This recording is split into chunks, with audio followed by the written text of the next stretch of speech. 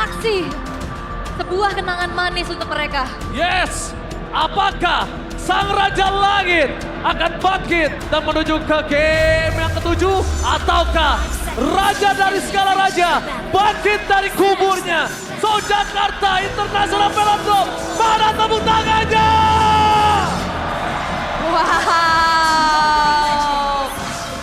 Tidak kendor sama sekali dan ini semakin deg-degan karena kita lihat bagaimana Dairon harus mundur dan permainan yang cukup berbeda kali ini. Karena kalau kita ngelihat di game-game sebelumnya di mana Onyx yang struggle, mereka kalah untuk mid lane duonya.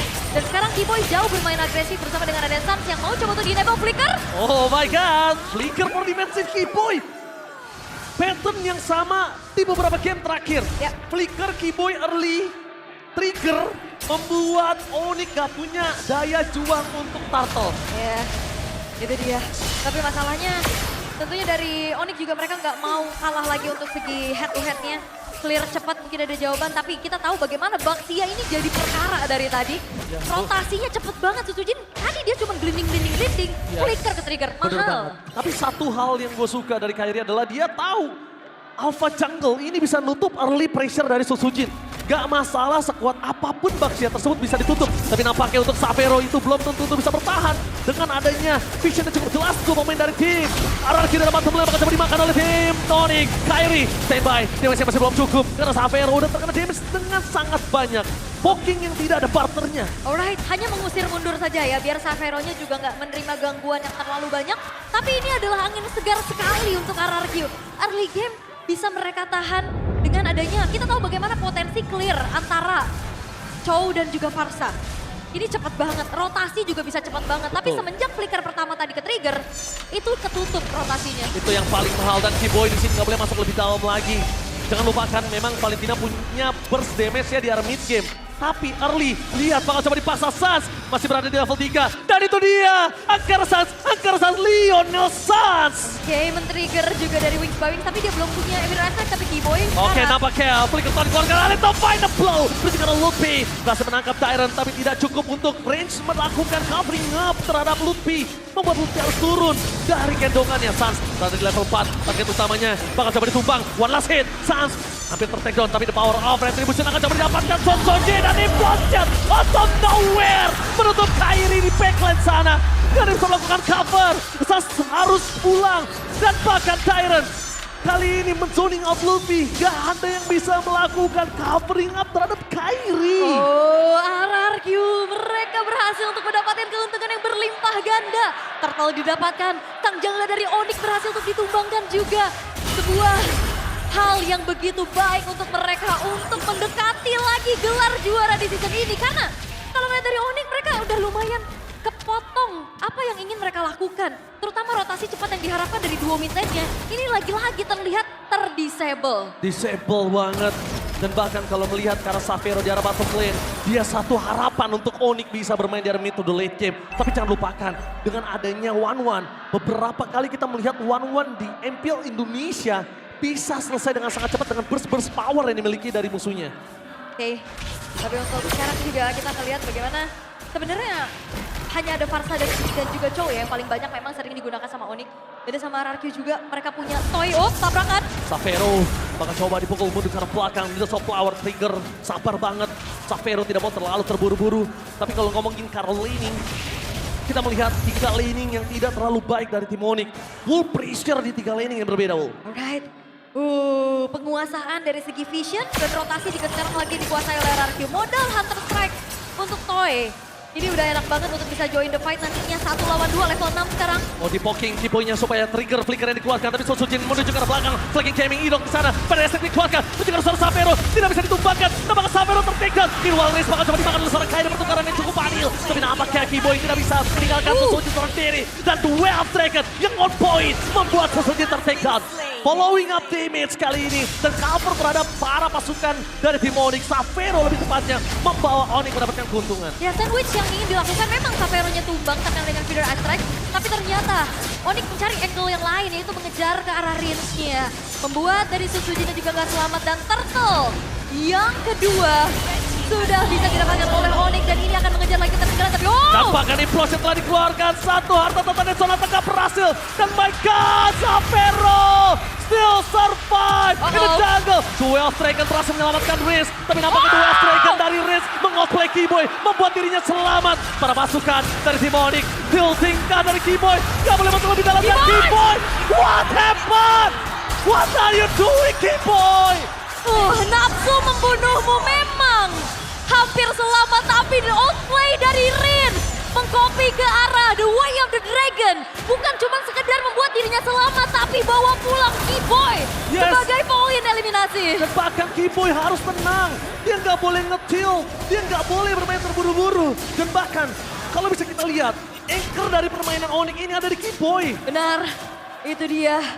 Terlalu membara sepertinya. Kita tahu bagaimana ini hype yang dirasakan sangat-sangat tinggi juga. Terutama mengingat ini adalah match point untuk RRQ. Tapi kalau kayak gitu itu bakal berbahaya. Ya selama Skypisternya belum terlalu maksimal, Keyboy dan juga Kairi masih selamat. Tapi ini dia game fake. Sepanjang karir Keyboy di Prosin, coba menjadi most pick hero Keyboy. Dengan total 51 kali pick. Dengan win rate yang tinggi. Tapi siapa yang tidak tahu Keyboy? Tapi Idok di depan sana, di Prosin dikuatkan sekarang Luffy. Target damage tambah, tapi Fenrir gagal untuk mendapatkan covering up. Dengan adanya Skypister membuat pasukan dari tim Onyx mereka kehilangan Luffy. Gak ada badan lagi untuk kesekian kalinya. Dengan turret inner di arah bottom lane, membuat tim RRQ mendapatkan 2.800 gold difference. Tapi Keyboy udah sadar, Xavero harus di cover. Satu asuransi late game, bukan hanya di Suns tapi di Xavero. tuh momentum ya, terutama yang harus memang dicari juga sama Onyx bagaimana adanya peak of power nantinya dengan The Way of the Dragon. Drop box yang dibuka tapi Keyboy masih coba untuk bertahan, tidak memiliki flicker dan bahkan Verify dari Riz yang berubah segalanya. Tidak menuju ke arah Turtle, target utama mereka menuju ke arah Suns. PDSM telah dikeluarkan, Luffy mencoba untuk menggendong Sun Sujin. Tapi kalau itu terjadi, itu menandakan Luffy masuk ke dalam kuburannya sendiri. Alright, dan kali ini pressure tidak henti. Terus-terusan bisa dilakukan oleh RRQ. Bahkan trigger dari Purify-nya Suns juga nggak butuh sisi besar. Tadi ditetes juga Ice Drag aja. Itu Purify-nya udah kena trigger. Dan Keyboy, perlu diingat memang dia secara agresif sangat-sangat kuat. Tapi untuk nahan damage, dia sangat-sangat minim. Sehingga tadi dikejar dengan adanya cicilan Death Sonata, Rhapsody. Terkena efek Terrifying, gak kemana-mana dia. 3 item untuk Grangernya. Nah itu dia. Ini berbahaya sekali. Tapi lihat di sana para pasukan dari tim Onyx bakal coba di zoning out. Jangan Luffy tidak ada badan. Dua tim fight yang berbeda ini akan cukup berbahaya kalau tim Onyx tetap memaksakan mendapatkan defense turret inner di arah top lane. Alright, dan Kairi benar-benar juga nggak bisa dapetin celah sama sekali. Siapa yang mau coba untuk inisiasi dua The Dragon, kita lihat baru satu kali tadi. Ya. Itu pun malah membuat Keyboy-nya hilang. Iya ya, secara gak langsung jadi nyelamatin ya. Rinsnya juga, oke. Dan bahkan kali ini kalau ngeliat dari itemization juga sangat-sangat minim ya, belum ada anti lifesteal. Karena item pertama dari Suns menuju ke arah Bloodwing. Oke, tapi damage dari atas Death Sonata. Melihat Duel Dragon sedikit terlambat. Federation tetap bisa keluar, tapi nampaknya Keyboy harus tenggelam. Dengan Skypister yang dimiliki. Dan let's find the blow. Tyrant berhasil mengacak-acak perpasukan dari Timoni dan Xavero. This is Captain Xavero speaking ready to take off. Tidak terlalu sakit karena Sun Sujin karena itu Baxia. Artillery damage bakal diabsorb dan diredam. Itu dia. Belum ada damage yang cukup juga karena tadi 3 item Trinity-nya masih belum selesai. Dan damage dari Dairen masuk dengan Petrify-nya begitu mengerikan. Backline tidak ada yang aman dan teamfight rapat ini bakal bahaya banget buat Onyx. Karena lihat area of effect dari Electric Blow dan Implosion. Bahaya. Kali ini pertanyaannya satu, Suns, Purify buat sosok dari Idok atau Dairen? Tapi ada fun fact-nya. Bentar, kami telah menghadirkan 422 Dynamic Asset, 294 poster, dan 143 segmen host di MPL ID Season 15. Untuk pertandingan terakhir ini, mari kita nikmati permainannya tim konten. Pamit undur diri. Berikan tepuk tangan untuk production team dan tim konten MPL Indonesia. Tanpa mereka, informasi, fun fact, semuanya yang kita dapatkan itu tidak akan ada. Keren. Karena W Production. kru, production, semua hospitality itu adalah bagian dari keluarga dari MPL. Bukan hanya dengan tim dan juga caster. Iya, kerja keras mereka yang kalian bilang kocak-kocak tuh ya. Tapi untuk sekarang, dari Lord yang sudah mulai terbuka juga. Yes. Bagaimana Onyx mau coba untuk maksa kontes kah? Tapi masalahnya mereka ke distract dengan adanya Dairen yang menjalankan lane jauh. Oke, Luffy akan menjadi badan. Tapi nampaknya Kyrie main time, delaying, dilakukan Son Sujin. Ternyata Lutfi di depan sana mencoba untuk menunggangi Son Sujin. Dan itu berhasil menunggangi Son Sujin. Tapi kalau Kyrie masuk itu akan menjadi bencana. Dan betul sekali, Sky Pixel meledak di depan sana. Kiboy jadi pilihan utama. Fear of Alpha berinvestif dan Itok di the way of mereka. Tapi nampaknya impossible tidak terjadi. Xavier masih mau lebih. Rinse menjadi pilihan utama membuat para pasukan dari Demonic mencoba untuk mendapatkan poin kill utama. Tapi Son Sujin menutup Kiboy dengan flanking gaming yang dia miliki. Oke, Shunpo juga bisa menetralisir ya adanya Shield Unity. Barusan yang baru saja ditabrakkan menuju ke arah Kiboy. Tapi lagi-lagi harus ada satu pemain yang... Oh my god, solo kill! Solo kill from Tyrant, Raja yang pernah turun ke MDL dan bahkan bangkit menuju ke MPL untuk membalikkan kembali keadaan. Tapi Purify, trigger yang sangat mahal. Oke, Purify memang menetralisir dari 1-2 Petrify juga. Tapi lagi-lagi penguasaan dari Lord sekarang lagi dilakukan oleh RRQ. Dan bahkan lihat di depan sana Purify dari seorang Toy berhasil di pop up. Kiboy target utamanya, duel strike yang terlalu jauh, tidak ada following up damage. Dan malah Kiboy di sana terperangkap dalam perangkap sang raja. Skypiece tambahan membuat Lutfi tertake down dengan dua teammate yang berbeda. Susujin too strong. Dia nggak harus menuju ke arah Lord terlebih dahulu. Dia bisa pulang. Karena terlalu banyak yang ter-take down di sini. Yes, 5.000 hampir yang bisa didapatkan oleh RRQ. Keunggulan mereka juga bukan semata-mata dari early game juga nih yang bisa mereka kuasai. Dan sekarang Lordnya harusnya gak akan paksa kontes gak sih nih Onyx? Nggak. Bahaya loh. Kalau kontes bahaya si Kyrie aja bahkan kalau gue bilang gak boleh ada visionnya. Sang jadi target utama. One last hit untuk dikejar. Itu pada blow. Sang still survive. Tidak berhasil digapai. Dan Dairan terkena the way of strike terlalu terburu-buru. Dairan, what are you doing? Ingat, nafsu membunuhmu. Lagi ya, nafsu membunuhmu part 2 ternyata. Versi tim seberangnya. Tapi untuk sekarang memang tidak bisa dielak ya. Bagaimana hype, intensitas tinggi, crowd yang begitu luar biasa. Apalagi ini adalah hawa game terakhir untuk RRQ. Balik lagi hype itu harus benar-benar bisa dikontrol. Dan kalau ngelihat bagaimana Lord bisa didapatkan oleh RRQ, tinggal targeting lagi. Dairan ini dari tadi benar-benar target locknya Sans, dan Sans. Iya, Sans Purify. Cuma itu doang target utama dia. Bahkan Xavero kali ini dengan item yang dimiliki, dia udah punya 3 core item. Harusnya Xavero udah bisa ngedeal damage kalau tidak ke Susujin. Ya. Dan aku melihat Onyx mereka seperti kehabisan strategi. Oke, kehabisan strategi atau mereka exhausted. Oh, bisa jadi. Atau mereka emang RRQ udah terlalu panas aja nih lewat lower bracket. Tapi ya, Lord memang dibiarkan dulu slow push di arah top lane sehingga produksi wave super minion ini bakal semakin menumpuk nantinya. Sehingga Onyx kali ini mereka harus merelakan inner turret di arah tengah. Susujin mencari target berikutnya sembari mengawal Lord yang akan masuk ke base turret top lane. Oke, base turret di arah top lane menjadi target utama dari para pasukan dari tim RRQ. Tapi nampaknya Sans masih terlalu kokoh berdiri gagah menantang di garis depan. Dan Kiboy mencoba untuk melakukan flanking gaming. Tapi vision yang dimiliki dari RRQ terlalu luas, terlalu jelas. Dan itu cukup sulit untuk Kiboy bisa sneaky di arah backline. Oke, dan masalahnya juga Onyx di sini udah nggak bisa farming. Dia cuma farming dari SDM aja, sumber daya minion yang masuk itu juga lama banget karena ada stacking dari wave minion yang dilakukan oleh RRQ. Di freeze. Di freeze dan Onyx berarti tinggal ngasih farmingannya mungkin ke arah Xavero nih yang sekarang udah level 14. Tapi Susujin melihat adanya Lutfi yang berada di outside positioning, dia bakal coba untuk masuk. Tapi kayaknya dengan adanya minion yang tidak terlalu jauh di arah bottom lane, Susujin gak berani untuk nge-dive in. Kalau itu minion yang mungkin di dekat purple buff dari Demonic, Susujin punya chance untuk nge-buying time dan dapetin satu base turret. Oke, tapi kali ini Onyx mereka harus kembali mengatur bagaimana strategi dan memang tidak ada golden staff ya untuk Xavero juga. Lebih memilih untuk ke arah Malefic Gun juga. Nambahkan range dan Wind of Nature. Ini dia. Yang Malefic Gun, Malefic Roar. Oh, on the way Malefic Roar. Dia pengen pecahin siapapun yang dapet deh. Susujin di depan sana. Iya. Mau dimakan Deul. Karena kan depannya ini tebal-tebal banget kan. Lihat di grillnya juga udah punya dominan. Dengan pecah-pecahan item aja dan bahkan satu buah anti kiras ini akan membuat dari Susujin semakin superior di lini paling depan. Walaupun secara item defensive magic ini belum terlalu terlihat ya, baru ada silence rope aja tadi yang terselip. Tapi ada konsil yang terdengar. Oke, informasi konsil yang terdengar di depan sana. Toy, Purify Gaming mencoba dihindari, medan strike tidak maksimal. Kiboy di depan sana berhasil menendang ke arah Toy. Mencari Wind of Nature, tapi nampaknya Kiboy terkena Skypiece, bahkan Kyrie mencoba untuk bertahan seorang diri. Alexo pada buah penatik dan Kyrie ter-take down. Walaupun pertukaran dengan adanya Dairon membuat para pasukan dan Demonic mereka memiliki 3 pemain yang cukup kuat untuk mendobrak tim RRQ. langsung menuju ke arah Lord, tapi tidak mungkin bisa mereka dapatkan. Sekalipun mereka memaksa, ini nggak baik untuk tim Onyx yang sudah mendapatkan keunggulan dengan maksimal. Oke, ini RRQ nggak boleh kalah tim fight, mereka nggak boleh terwipe out karena kita tahu bagaimana One ini bisa menghancurkan turret dengan cepat, Xavero. Yes, di depan sana. Idol bangun jadi pilihan utama. Berhasil ditarik dan bahkan this is Captain Xavero speaking ready to take off.